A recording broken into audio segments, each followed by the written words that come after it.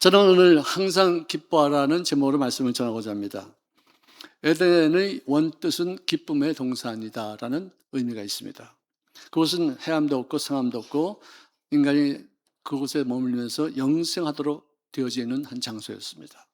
자, 그런데 마귀의 유혹을 받아서 선악을 알게 하는 열매를 먹음으로 인하여 하나님 앞에 불순종함으로 주님과의 관계가 끊어지게 되었었어요. 그래서 그날 이후로부터 인간은 행복을 빼앗긴 채 질병에 시달리고 노화되는 어떤 일들을 보면서 낙심하고 죽음을 눈앞에 두고서 절망하는 존재가 되었어요. 그래서 항상 제가 하는 말이 뭐냐? 아프지 말고 늙지 말고 죽지 말라. 안 죽어도요, 죽음에 대한 두려움이 얼마나 큰지 아십니까? 나이가 들고서 내가 이렇게 쇠약해진다는 것을 깨달을 때 오는 그 정말 침통함은 이루 말할 수 없죠. 그래서 우리가 신락원이다, 즉 낙원을 잃어버린 상태다, 이렇게 말씀하고 있습니다. 자, 그런데 복음은 복된 소식이지만 기쁨의 소식도 같이 될 줄로 믿습니다. 예수님의 사역 중에서 나타났던 여러 가지 기쁨이 잘 성경에 기록되어 있는데요. 첫 번째, 동방에서 구세주의 탄생을 알리던 별이 동방 박사 세 분을 따라서 이렇게 옮겼습니다. 근데 베들레헴에 가까이 와서 어느새 잠시 동안 사라졌어요. 얼마나 놀랐겠습니까? 우리가 메시아의 탄생을 알리는 별을 따서 여기까지 왔는데 어떻게 갑자기 소식도 없이 어떤 예고도 없이 사라지고, 그럼 우리는 여기까지 몇 달 동안 여기까지 온 그 의미가 무엇인가 굉장히 당황했을 거라고 생각합니다. 그랬는데 갑자기 그 별이 반짝하고서 다시 나타나서 외양간 위에 반짝반짝하고 뜨고 있었어요. 그 별을 봤을 때 마태복음 2장 10절에 보니까 별을 보고 매우 크게 기뻐하고 기뻐하니라. 자, 매우 크게 기뻐하고 기뻐한 게 뭐예요? 얼마나 기뻤으면 이렇게 표현할 수 있을까요? 정말 최고로 기쁜 건 여러분들 어떻게 표현할 수 있겠습니까? 매우 크게 기뻐하고 기뻐하니라. 얼마나 기뻤으면 이랬을까요? 정말 우리가 여기까지 온 목적이 있구나. 메시아가 정말로 탄생했구나. 그래서 동방 박사들이 예물을 가지고서 그 마구간에 유양간에 들어가서 경배하고 하나님을 찬송했다라고 기록하고 있습니다.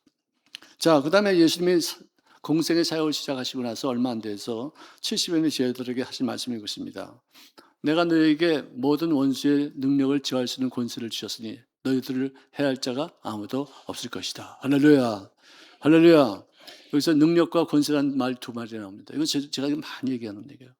능력은요, 힘이에요. power. 영어로는 힘. 이것도 내가 능력이 있어야지 이거 들을 수 있어요. 이것도 내가 능력이 있어야지만 이렇게 옮길 수 있어요. 힘이에요. 권세는 뭐냐면 위로부터 내려오는 권위를 말해주고 있어요. 경찰관이 허리허리한데 큰 트럭을 호루라기 한 방으로 딱 세울 수 있어요. 힘은 엄청나죠. 깔깔 뭉개고 나갈 수도 있죠. 근데 호루라기 하나로 딱 이길 수 있는 것은, 세울 수 있는 것은 뭐냐? 경찰서에게 시정부에서 주신 권위가 있기 때문에 그걸 권위를 깨뜨리면은 박살나는 겁니다. 경찰을 건드려 박살나는 겁니다. 그만큼 권위가 좀 무서운 것이죠.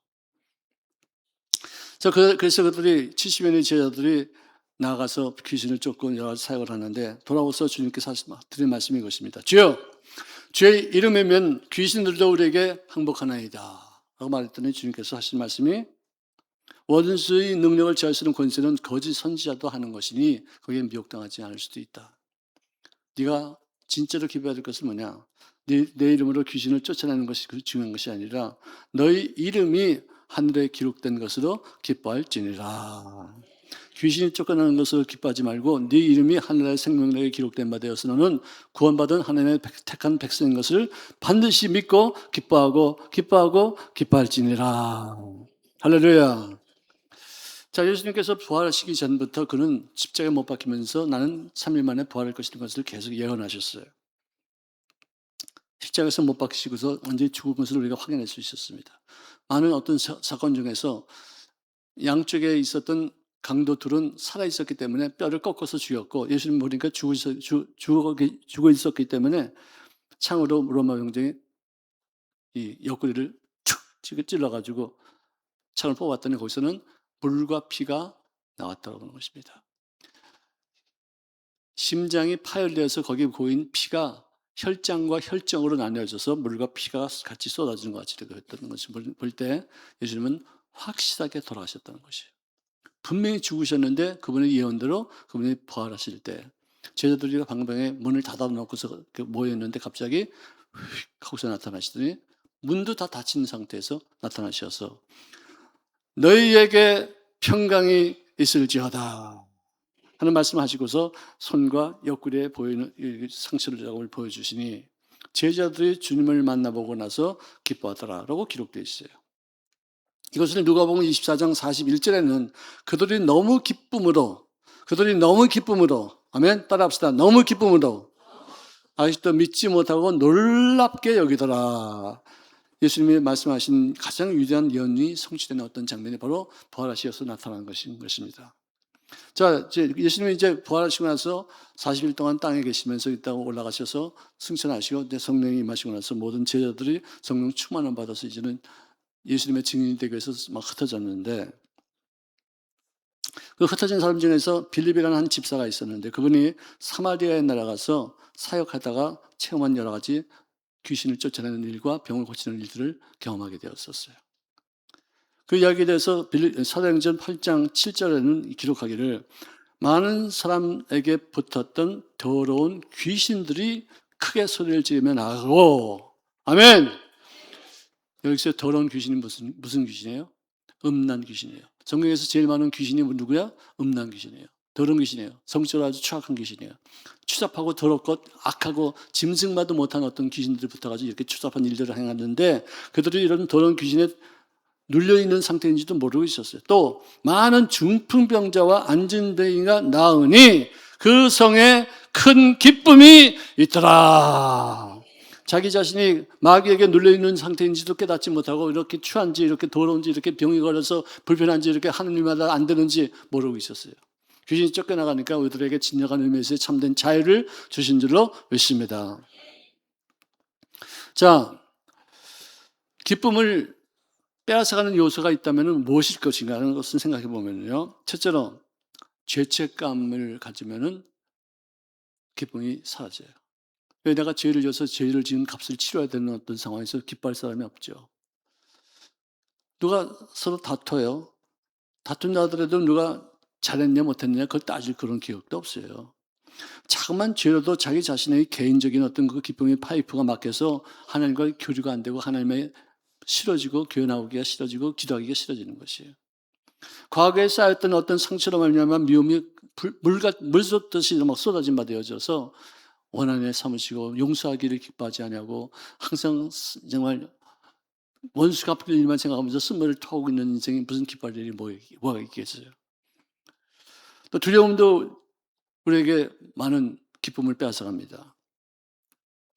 우리 인생은요 항상 무슨 일이 어떻게 될지 아무도 몰라요. 예측 불가능한 어떤 상황인데 항상 우리는 무엇이 문제냐냐 앞으로 되어질 일들을 좋게 꿈을 꾸지 않고 부정적으로 더 나쁘게 꿈을 꾸는 경우가 참 많다는 것이에요. 좋게 꾸는 꿈을 꾸는 것을 우리가 비전이 있다, 내일이 있다, 아름다운 내일을 그림을 그린다, 상상력을 동원해서 내 좋은 미래가 나를 기다리고 있다는 것을 꿈꾼다 이런 것을 표현할 수 있고요. 나쁜 어떤 그 꿈을 꾼다는 것은 뭐냐? 염려하고 근심하고 걱정하고 두려워하고 초조해하고 불안해하고 이런 것들도 꿈이에요 이게. 아직 안 이루어졌어요. 근데 그 꿈을 계속해서 꾸다 보고 계속해서 상상하다 보고 계속해서 부정적으로 생각하고 말하다 보니까 그것이 이루어지고 나서 하는 말이 내가 이럴 줄 알았지. 아이고 징그러워. 이럴 때가 참 많이 있어요. 우리를 무자비한 진실로 사람들에게 상처를 주지 마시고 사람들을 살리는 귀한 좋은 말로 그들에게 용기와 동망을 세울 수 있는 귀한 삶이 되시기를 바랍니다. 또 누구에게나 잠복되어 분노가 있을 때 우리들은 기쁨을 상실할 때가 참 많이 있어요. 부당한 대우로 자존감의 상처를 받을 때 우리들은 정말로 그 고통스럽고 괴롭습니다. 기쁨이 다 사라집니다.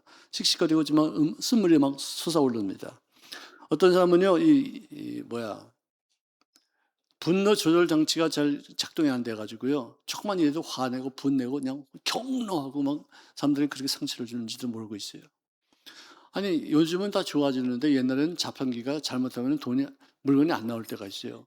동전을 놓고서 눌렀는데도 덜커덩 하고서 나와야 되는데 안 나와. 그러면 이게 뭐 흔들어가지고 그냥 흔들다가 얘 이러다가 자기 깔려가지고 그냥 해기닥거리는 그런 사람도 있었다는 전설 따라 삼천리. 여기서 인간관계를 통해서 기쁨이 되는 사람은 복을 받고 복동이가 되고 복동이가 되어져서 자기가 가지고 있는 실력 이상의 그 능력을 발휘하게 될 줄로 믿습니다. 말 한마디라도 기분 좋게 말해주고 말 한마디라도 그를 살리는 말을 하고 말 한마디라도 그에게 위로가 되어지고 그가 잘못한 것이 있다 할지라도 그 잘못한 것을 지적하기보다도 그 이 좋은 점을 칭찬해 줄 수 있는 말 한마디를 통해서 우리들의 삶에 하나님의 우리가 예정하신 예측하지 못하는 일들을 하나님께서 복으로 채우실 줄로 믿습니다. 자, 좋은 관계, 즉 인간관계를 통해서 우리들은 기쁨을 얻을 수 있어요. 실제 병이 있는데도 건강하다고 생각하는 사람들이 밝은 그룹이 있고 건강해도 어딘가 아프다고 생각하는 그룹이 있다면은 이 건강하다고 생각하는 사람들이 아프다고 생각하는 사람들보다도 5년 이상을 더 장수한대요. 여러분 목숨이 아깝거든 긍정적으로 생각하지 바랍니다. 아멘. 부정적으로 난 죽을 뻔이야, 난 이제는 아파, 난 이제도 무슨 갈 거야, 뭐 이따위 쓸데없는 생각하지 마시고요. 절대 긍정의 믿음 가짐, 절대 기쁨의 가짐, 생활 태도를 통해서 항상 좋은 일들을 많이 만들어갈 수 있기를 바랍니다. 자, 제가 하나 묻겠습니다. 남에 대해서 좋은 말 할 때 기분 좋습니까? 남에 대해서 나쁜 말 할 때 기분이 좋습니까? 아, 역시 우리 3부 예배는 참 끝내죠. 절대 긍정이에요. 근데 여러분들 여기 중에서 딱 한 분이 그래, 딱 한 분이 왜 남을 욕할 때 좋다고 그렇게 기분을 느껴요? 난 누구 욕할 때 싫어요. 난 짜증스러워. 누구 욕하는 그 자체가 싫어요. 누구를 칭찬해 줄 때 난 기분이 좋아요. 행복해요. 남의 좋은 점이 내 눈에 보일 때 난 정말 행복해요. 이런 모습으로 인생을 살 수 있기를 주의 이름으로 축원합니다. 자, 그래서 느헤미야 8장 10절에 보니까 야훼를 인한 기쁨은 너희의 힘이니라. 하나님 때문에 내가 기뻐할 때는 그것이 나에게 능력이 되어지고 나에게 권세가 되어지고 나에게 힘이 될 줄로 믿습니다. 마음의 즐거움은 양약이라도 심령의 근심은 뼈를 말리게 하느니라. 다시 말해서 밝은 마음을 갖는 것이 돈 안 들이고 장수할 수 있는 비결을 얻는 것이에요. 밝은 마음은, 따라합시다. 밝은 마음은 장수의 비결이다. 돈도 안 든다. 아멘. 할렐루야. 여러분, 디보라 벤튼이라는 사람이 있는데요. 아주 유명한 그 심리학가입니다.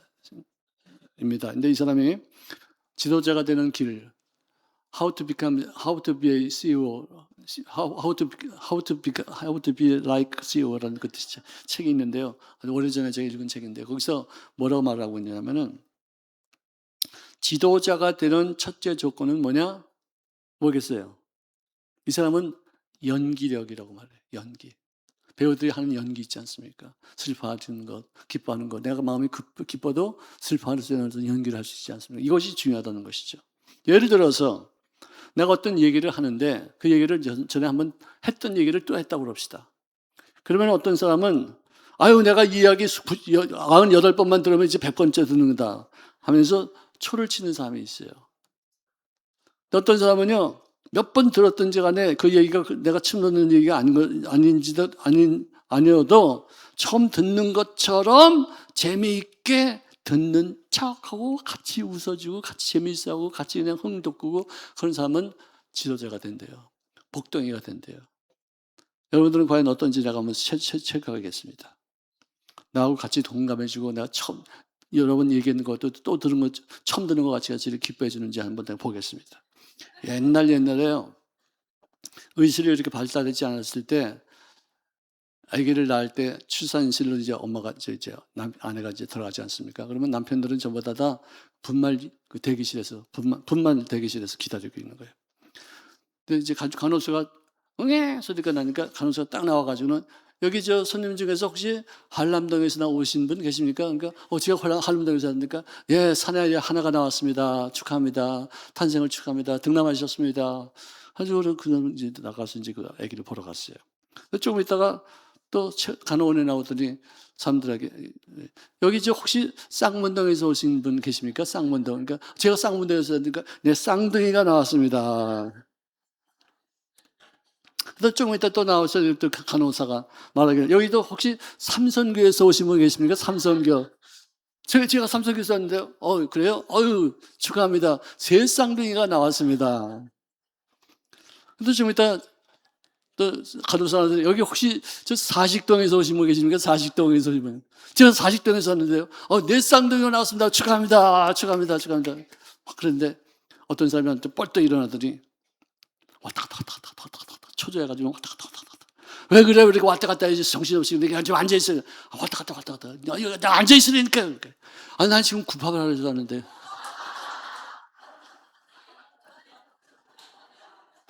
그러니까 옆에 있는 사람이 뭘 구파발을 갖고 그래? 난 천호동에서 왔다. 천호동에서. 어떤 사람은 나는 난리동이다 이씨.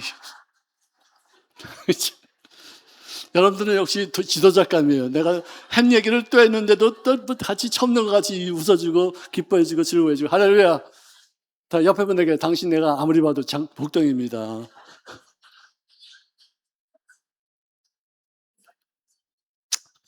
아멘. 아멘.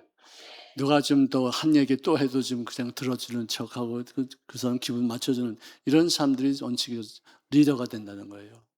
남의 입장을 우습게 여기지 않고 남의 입장을 인정해주고 존중해주는 사람들이 오히려 더 남들에게 섬김을 받는 사람들이 된다는 것이죠. 아멘. 자, 여러분들 우리가 죄를 짓지 않는 사람은 어디 있어? 누가 다퉜다 하더라도 누구는 죄를 짓고 누구는 죄 안 짓는 사람 다 죄인이에요. 다 죄인이야. 모두가 다 벌받을 죄인이에요. 누구 탓하고 하나님 이 사람이 잘못했습니다. 내가 좀 잘했는데요. 나는 죄 지은 겁니다. 이 사람 때문에 내가 상처받았습니다. 아닙니다. 다 죄인입니다. 각자 하나님 앞으로 가서 자기의 죄만 고백하고 용서받으시기를 주의 이름으로 축원합니다. 그의 노염은 잠깐이요 그의 은총은 평생이로다. 저녁에는 울음이 기숙할지라도 아침에는 기쁨이 오리로다. 할렐루야. 할렐루야. 여기들 정말로 남을 판단할 자격도 우리는 없어요. 남에게 심판할 수 있는 돌 던지는 이유도 우리들의 어떤 자격이 없어요. 우리들은 내 죄 용서받기도 바빠요. 부부지간에도 누구를 어떻게 해서 당연히 이렇게만 안 돼, 이렇게 해야 돼, 이렇게 절대로 못 고칩니다. 그렇게 해서 고쳐질 수도 없고 그렇게 해서 자기가 고칠 마음도 안 생겨요. 근데 좋은 점을 칭찬해주고 좋은 점을 유래해주고 정말 당신은 이런 거는 좀 부족하지만 진짜 기가 막히다 이런 진짜 이건 아무나한테나 있는 것이 아니다. 그래서 좋게 이렇게 말해주면 그 사람은 자기 좋은 점 때문에 약점을 가리게 되어지고 더 좋은 점을 개선해서 더 좋은 모습으로 쓰임받게 될 줄로 믿습니다. 자, 마태복음 5장 11절 이하에 보니까 주님이 친히 하신 말씀이에요. 나로 말미암아 너희를 욕하고 나로 말미암아 너희를 박해하고 나로 말미암아 너희를 거짓으로 거슬러 모든 악한 말을 할 때에 너희에게 복이 있으려다. 기뻐하고 즐거워하라. 하늘에서 너희의 상이 크미로라. 할렐루야. 누가 욕하고 누가 흉보고 누가 예수 믿는다고 막 짓밟고 인격적인 모독 한다고 해서 뭐 괴로워할 거 없어요. 오히려 더 기뻐할 수 있는 이유가 뭐냐? 하나님의 상급이 크다는 것이죠. 예수 믿는 것 때문에 우리가 욕먹을 수 있어요.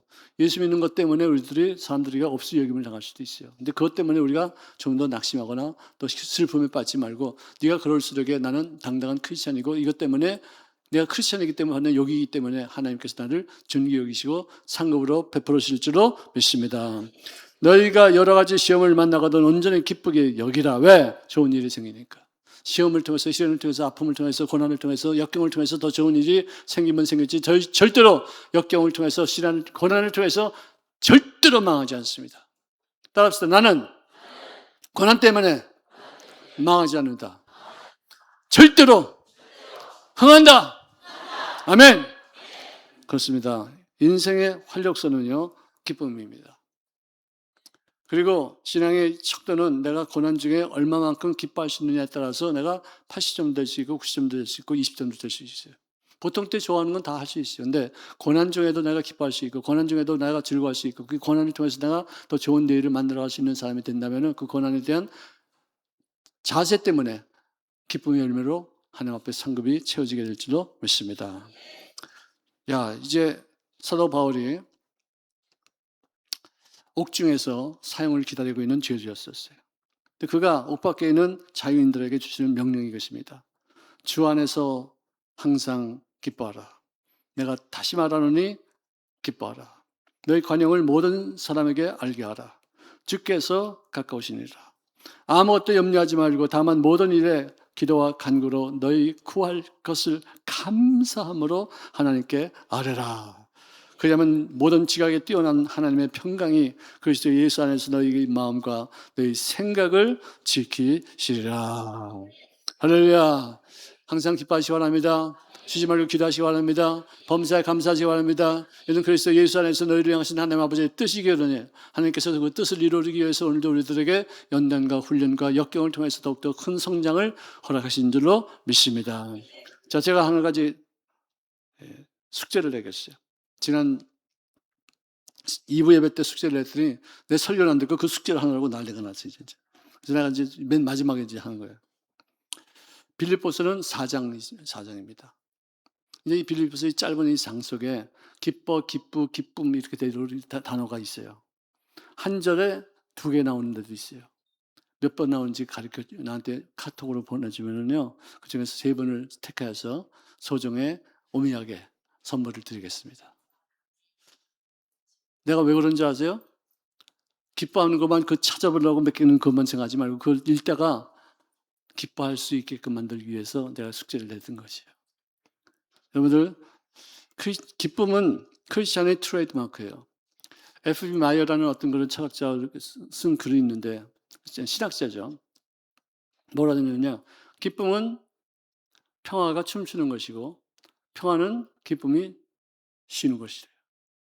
참 기가 막힌 책이에요. 너무나도 아름다운 말이에요. 내가 그걸 갖다 예수 믿고 나서 얼마 되지 않아서 한 45년 전에 그 말을 외웠는데 지금까지도 그것을 적용하고 있어요.